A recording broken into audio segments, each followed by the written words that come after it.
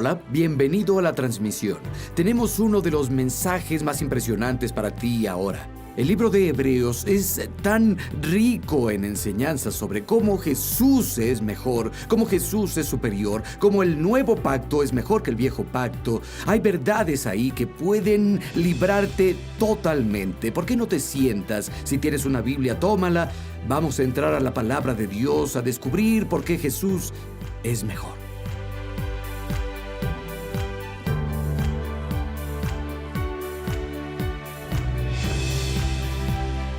Abran sus Biblias en Hebreos, capítulo 1. Nadie está seguro de quién escribió este libro del Nuevo Testamento. Muchos sienten que fue el apóstol Pablo. Algunos eruditos sienten que fue Barnabás. Otros sienten que fue Apolos quien lo escribió desde Alejandría. Algunos eruditos incluso dicen que fue Priscila, la esposa de Aquila, quien escribió el libro de Hebreos. Y está lleno de verdades inspiradoras y edificadoras de la fe. Contiene una gran lección para los de la iglesia entonces y los de la iglesia ahora. El libro de Hebreos no fue el original, no fue parte de una carta, le pusieron ese título luego, porque tenía un mensaje tan fuerte para los primeros creyentes hebreos, aunque la iglesia en ese tiempo era severamente perseguida. Eso fue un poco después con Nerón.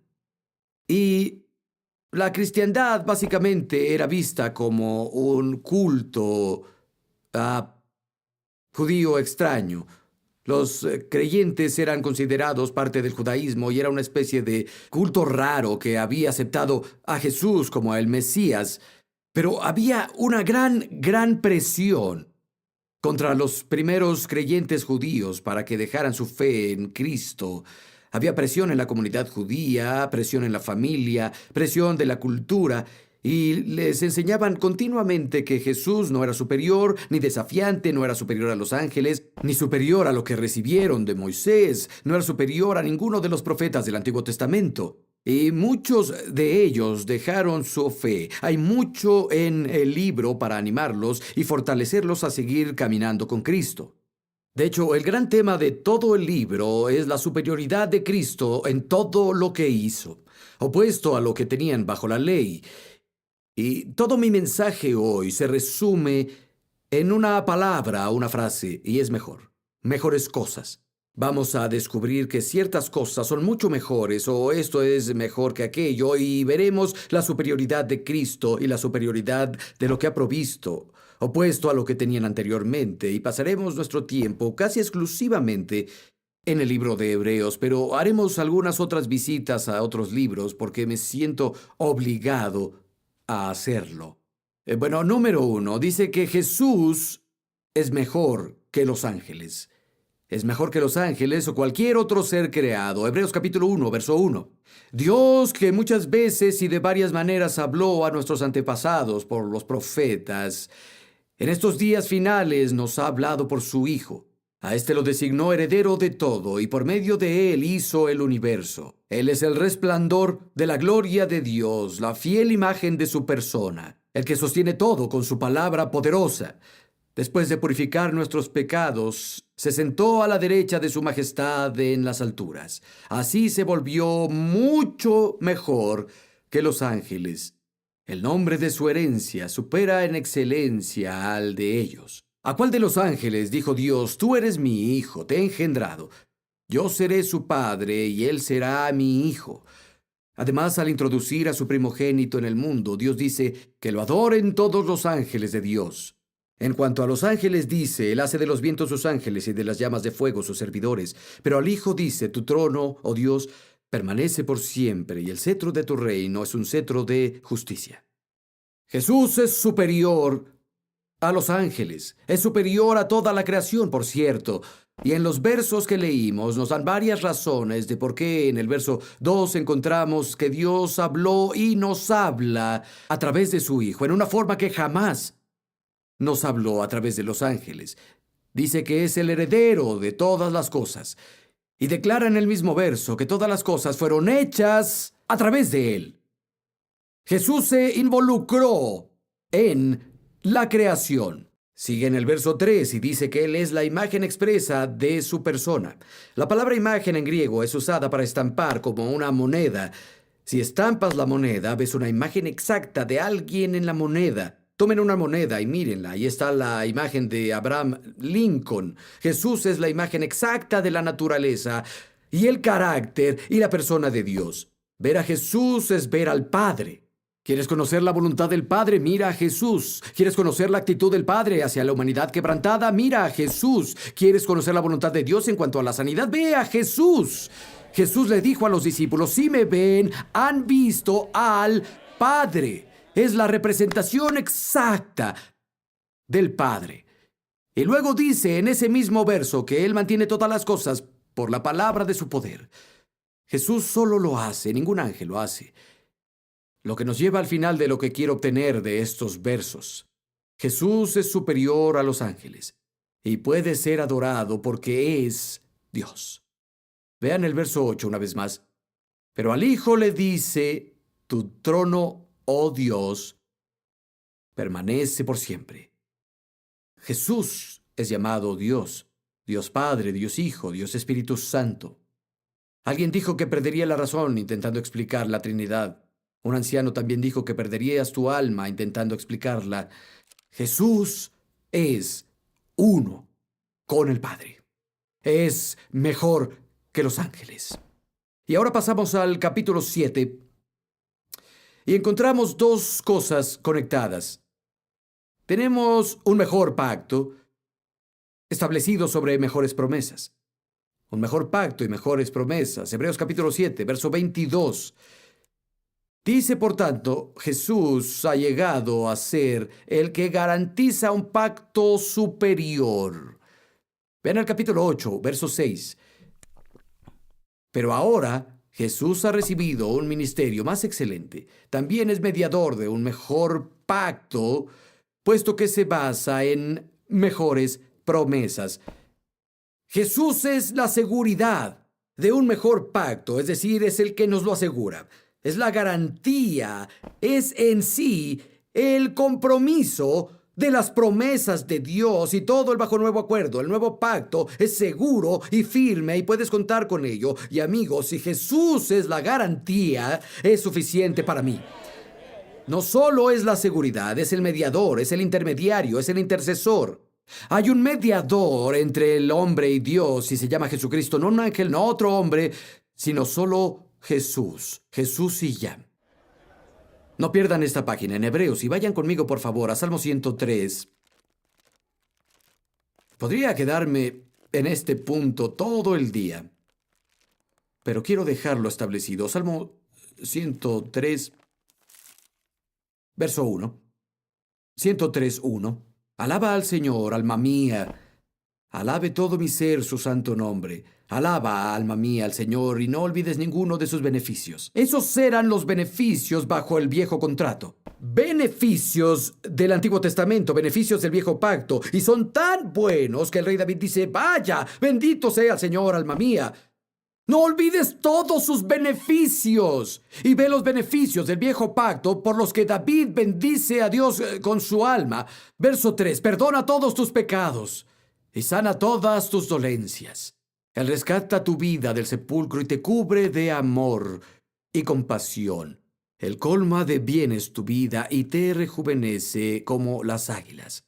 Nunca he entendido cómo alguien puede decir Dios sana bajo el viejo pacto, pero ya no puede sanar bajo el nuevo. Amigo, todo lo que Dios hizo en el viejo pacto aún lo hace bajo el nuevo o hace algo superior. Dios no dice, bueno, voy a darte un nuevo pacto, nuevos beneficios. ¿Recuerdas de eso de la sanación? Se cancela. ¿Recuerdas que olvidaría toda tu iniquidad? Bueno, se cancela. Y que te coronaría con ternura y amor, ya no haremos eso. Y eso de renovar tus fuerzas, también queda fuera. Amigo, eso no es mejor, no se necesita una mente brillante para saberlo. Si lo hizo bajo el Antiguo Testamento, si lo prometió bajo el Antiguo, el Nuevo es superior, hace las mismas cosas y mejores. Un mejor pacto establecido sobre mejores promesas. Vuelvan conmigo a Hebreos, por favor. Quiero mostrarles algunas razones en el libro de Hebreos de por qué el nuevo pacto es superior al antiguo. Número 1. Bajo el viejo pacto, Dios guió a su pueblo externamente.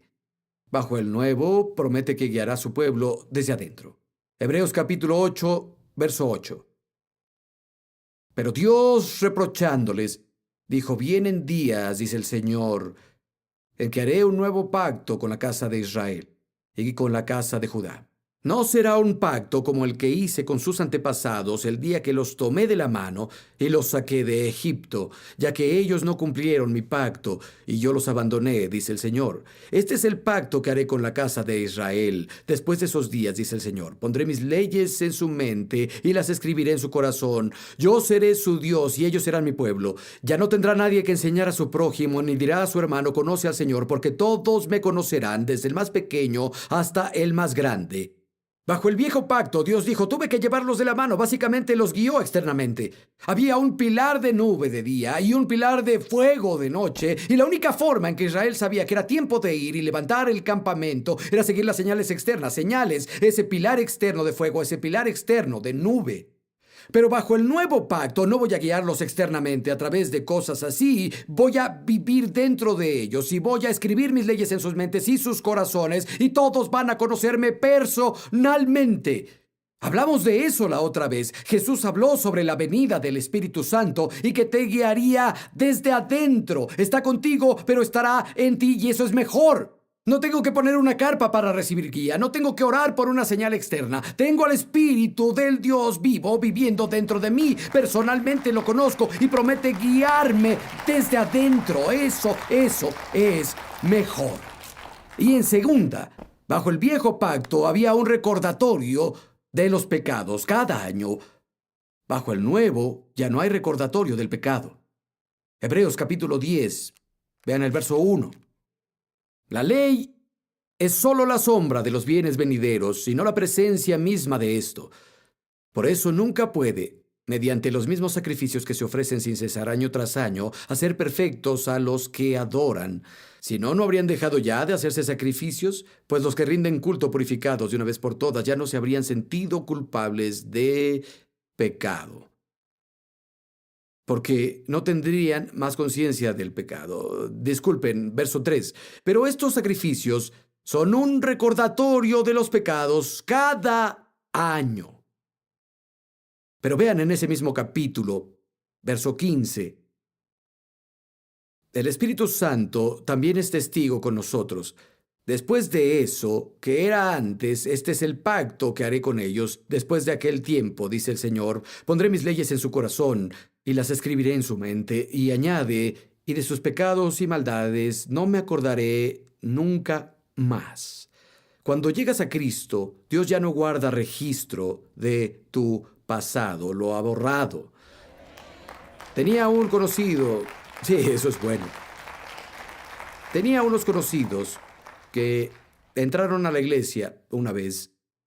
No eran creyentes, conocían al viejo Bayless muy bien. Yo no sabía que habían venido, salvo que recibí una carta muy mordaz de ellos después, y básicamente decían: ¿cómo te atreves? ¿Cómo te atreves a pararte ahí y hablar en nombre de Dios? Te conozco, Bayless. Y de hecho enlistaron varios eventos que conocían de primera mano, cosas en las que me involucré, y básicamente decía: eres el impostor más grande que ha caminado en la faz de la tierra. ¿Cómo te atreves a pararte ahí con un pasado como el tuyo? Y les escribí una carta amable, decía: bienvenidos a la iglesia. Y de todas las cosas que citaron, cada una de esas cosas era verdad. Sin embargo, no conocían ni la mitad de ellas, porque fueron mucho peores que eso. Pero un día la cruz de Cristo interceptó mi vida. Y Dios me cambió. Y en el lado del cielo, Dios ya no tiene registro de mis pecados. La sangre de Jesucristo limpia de todo pecado. Tomó mis pecados y los echó al mar del olvido. Bajo el viejo pacto había un recordatorio que se hacía cada año. Bajo el nuevo pacto Dios ya no recuerda nuestros pecados. Ahora, la tercera razón. Bajo el viejo pacto, los pecados solo eran cubiertos.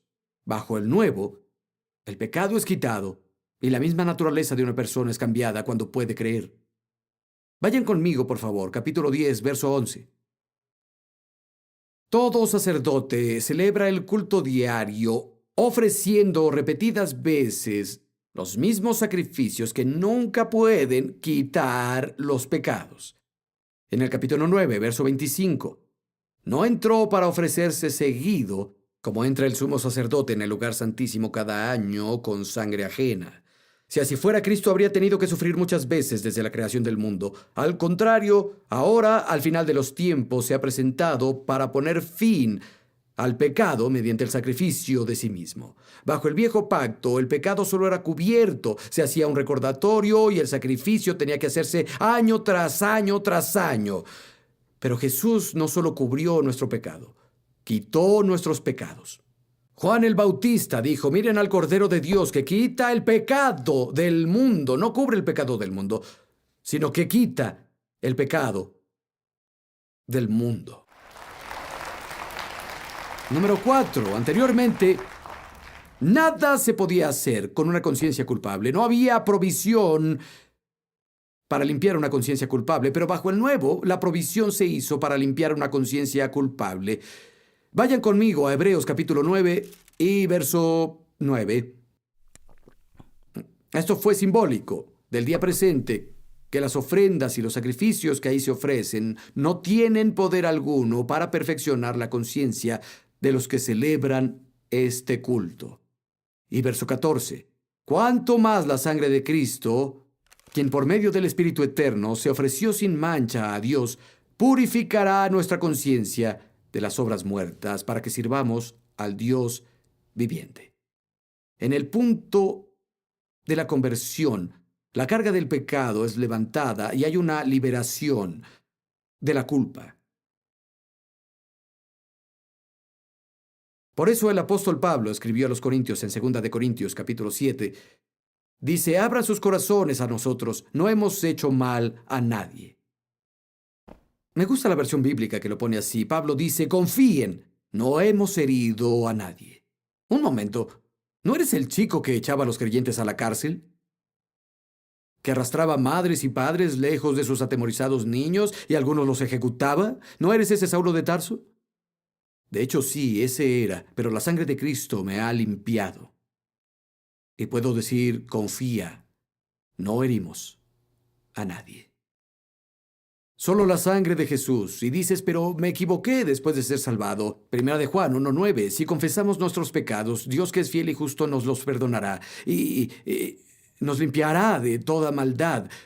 Nos limpia de toda maldad. Nos perdona.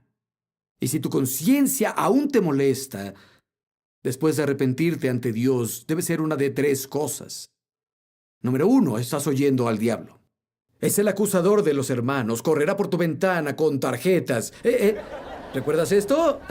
Aquí tengo una foto tuya. Eres tú. Estás haciéndolo. ¿No recuerdas? Mira esto. Lo único que tiene es una foto. Porque, amigo, la sangre de Jesús se lleva todo. Necesitas resistir al diablo en el nombre de Jesús. Dile, sí, hice eso. Podría haber una segunda cosa. Tal vez no te has perdonado. Jesús dijo, cuando te pones a orar, si tienes algo contra alguien, perdónalo. Eso te incluye a ti. Pero muchos son muy duros consigo. Escucha, el Todopoderoso Dios decidió perdonarte. ¿Quién te crees para no perdonarte tú? ¿Eres más sabio o alto que nuestro Dios? Hoy no me lo merezco, pero Dios te perdonó. Algunos necesitan perdonarse y seguir adelante. Dirás, pero hice esto y, sabes, no he escuchado al diablo y mi conciencia aún me molesta. Puede haber una tercera cosa. Hay algunos casos donde se debe hacer una restitución. No siempre es posible, no siempre es aconsejable. Depende del caso, pero la Biblia nos enseña la doctrina de la restitución. Mi esposa, antes de conocerla, antes de que fuera creyente, robaba tiendas y robó mucha ropa de muchas tiendas. Y lo primero que hizo cuando fue salvada fue volver a visitar esas tiendas, habló con los gerentes y dijo, ¿sabe? Estuve aquí, esto fue lo que robé, así lo hice, estoy a su merced, le pagaré todo. Y fue a todas las tiendas y pagó cada cosa que había robado. Amigo, eso es cristiandad básica. A algunos de ustedes su conciencia seguirá molestándolos hasta que restauren. Como dije, no es posible en todos los casos, a veces no puedes, a veces no es aconsejable. Pero a veces tendrás que ver eso con Dios. Necesitas hacer una restitución. El hecho es que bajo el nuevo pacto hay una provisión para limpiar la conciencia culpable y hace que la almohada sea muy suave en la noche. Y hay otra razón. El viejo pacto estaba basado en la sangre de sacrificios animales. El nuevo está basado en la sangre de Cristo y su sacrificio. Capítulo 9 y verso 18. De ahí que ni siquiera el primer pacto se hacía sin sangre. Moisés promulgó todos los mandamientos a todo el pueblo según la ley, y tomó la sangre de los becerros junto con agua, lana escarlata e hisopo, y roció el libro de la ley y a todo el pueblo, diciendo, esta es la sangre del pacto que Dios les ha mandado. También roció con la sangre el tabernáculo y todos los objetos que se usaban en el culto. La ley exige que casi todo sea purificado con sangre, pues sin derramamiento de sangre no hay perdón. Pongan atención en el siguiente par de versos. Así que era necesario que las copias de las realidades celestiales fueran purificadas así, pero que las realidades mismas fueran con sacrificios superiores a aquellos. Cristo no entró en un santuario hecho por manos humanas, simple copia del real, sino en el cielo mismo para presentarse ahora ante Dios, en favor nuestro. Todo el tabernáculo que Moisés construyó y luego fue llevado a Jerusalén y Salomón hizo ese hermoso templo fue solo una copia. Fue una sombra de la realidad que existía en el cielo, y las copias se limpiaban con la sangre de corderos y de cabras. Pero lo que está en el cielo debe ser limpiado con un mejor sacrificio. Y Jesús, después de que murió en la cruz, se levantó de los muertos y entró al lugar santísimo celestial sin más sacerdotes, sin más sacrificios de animales, de una vez por todas, y llevó su sangre ante el Padre y dijo, Padre, lo hice, pagué por los pecados de la humanidad de una vez por todas. Si aceptas este sacrificio de mi sangre, entonces aceptas a toda la humanidad, porque yo morí por ellos. Y el Padre dijo, los acepto en ti. Mi justicia eterna fue por siempre satisfecha. Y Jesús se sentó a la derecha del Padre para volverse el mediador de un nuevo y mejor pacto establecido sobre mejores promesas. ¡Qué Salvador tenemos! Y vayan conmigo al capítulo 12. Está conectado a esto, y es que la sangre de Jesús habla mejor que la sangre de Abel. Hebreos 12, verso 22. Ustedes se han acercado al monte Sión, la ciudad del Dios viviente, a la Jerusalén celestial. Se han acercado a miles de ángeles, a una asamblea gozosa, a la iglesia de los primogénitos inscritos en el cielo. Se han acercado a Dios, el juez de todos, a los espíritus de los justos perfectos, a Jesús, el mediador de un nuevo pacto, y a la sangre rociada que habla con más fuerza que la de Abel. Caín mató a su hermano Abel y Dios dijo, Caín y tu hermano, y él dijo, no lo sé, no soy su cuidador. Y Dios dijo, la sangre de tu hermano clama a mí desde la tierra. Y la sangre de Abel gritó, juicio, venganza. Pero la sangre de Jesús, derramada en la cruz, derramada en el suelo del Calvario, es la misma sangre que ahora en el lugar santísimo del cielo clama ante Dios, pero no grita por juicio, no grita por venganza, grita por misericordia, por perdón, por disculpa, por gracia, por aceptación. Y sabes, el cielo es un lugar ruidoso y hay muchas voces y muchos gritos, Pero en serio, el más fuerte y más importante no es la voz de los ancianos que caen y lanzan coronas al Padre. No son los ángeles gritando, Santo, Santo, Santo. Es la sangre del altar celestial que grita misericordia, gracia, está hecho, perdón, aceptación, familia, bienvenida. Es la sangre del Cordero. Hebreos 12:25. Cuidado de no rechazar al que habla. Pues si no escaparon aquellos que lo rechazaron en la tierra, mucho menos escaparemos nosotros si le volvemos la espalda al que nos amonesta en el cielo. ¿Cómo responderás a su voz celestial? ¿Cómo responderás a la sangre que clama misericordia, perdón, aceptación? ¿La rechazarás?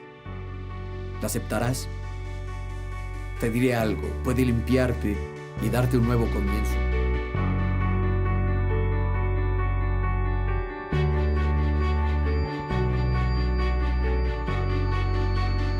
Sabes, adoro hablar sobre Jesús. Jesús en el principio, Jesús en medio y Jesús al final. Es el autor y consumador, el autor y desarrollador y el consumador de nuestra fe, de nuestra salvación. Hermoso Jesús. Si no lo conoces, abre tu corazón. No te rechazará si te acercas a Él. La Biblia dice que Dios es rico para todos los que claman a Él. Clama en nombre del Señor, no te decepcionará.